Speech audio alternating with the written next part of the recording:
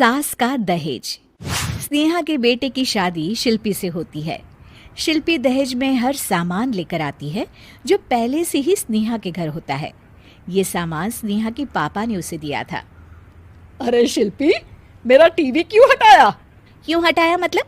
अरे बड़ा और अपडेटेड टीवी है ये।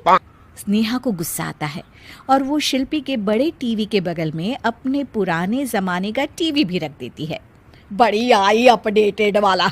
अरे बहुत सारी तेरी जैसी बहुओं को जानती हूँ मैं, जो घर से लाए सामान का रौब दिखाती है। ये ना समझ के हम भिखारी हैं। देख ले, हमारे पास भी टीवी है। ओहो, जो करना है वो करो। कोई मेहमान आएगा तो हंसेगा कि एक ही जगह दो दो टीवी। हंसने दे, दुनिया भी तो देखे कि सिर्फ तू नहीं, मैं भी दहेज लेकर आई थी। अब यही हाल हर सामान का हो जाता है।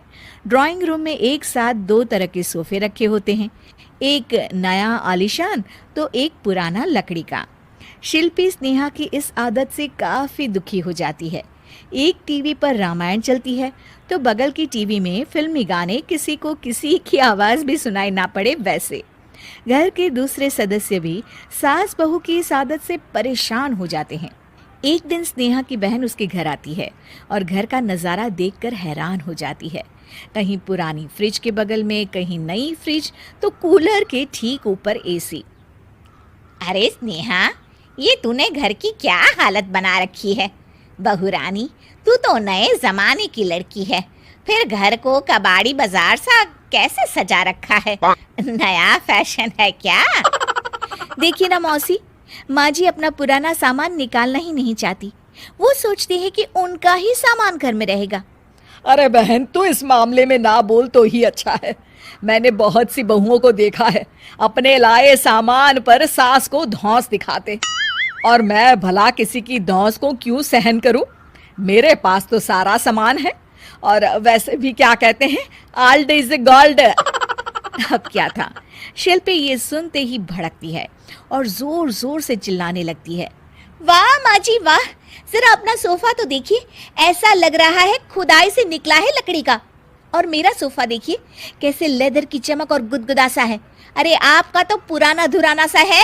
शिल्पी देख, मेरे पिताजी ने जो दिया है वो उनकी निशानी है, उसके बारे में मत बोल। तू तेरा सामान ले जाकर अपने कमरे में रख ले। क्यों? मैं अपना सामान क्यों कमरे में रखूं? और जो मेरे ससुराल आए वो यही कहे, ओ कितना ओल्ड फैशन घर है। दोनों की बहसा बहसी में मौसी सर पकड़ लेती है। तुम दोनों जब देखो तब लड़ती रहती हो। मैं तो चली किचन में बादाम का शरबत बनाने। सुन, बादाम का सिलबट्टा जो मेरी माँ ने दिया था उसमें पीस लेना। तो शिल्पी बोल पड़ती है, मौसी कसम है आपको, आप मेरे पापा की दी मिक्सी में ही बादाम पीसिएगा। खैर, मौसी तो जाती है किचन में, लेकिन ड्राइंग रूम में सास बहू की बहसा बहसी जारी रहती है। तभी शिल्पी को गुस्सा आ जाता है और वो अपने पापा के दिए सोफे पर जाकर जोर से बैठती है, लेकिन तभी सोफा जोर से आवाज कर टूट जाता है। हे भगवान, ये क्या हुआ? ये सोफा कैसे टूट गया? बेटा, अब समझ में आया ओल्ड इज गोल्ड क्यों कहा जाता है। टूट गया ना तेरा सोफा। तभी किचन से जोर से आवाज आती है और मौसी काली पीली होकर किचन से बाहर निकलती हैं। शिल्पी, तुम्हारी कसम के चक्कर में मैंने बादाम के लिए मिक्सी का उपयोग किया था, लेकिन जैसे ही प्लग ऑन किया, अरे मेरा ये हाल हो गया। और भरोसा करो आजकल की चीजों पर।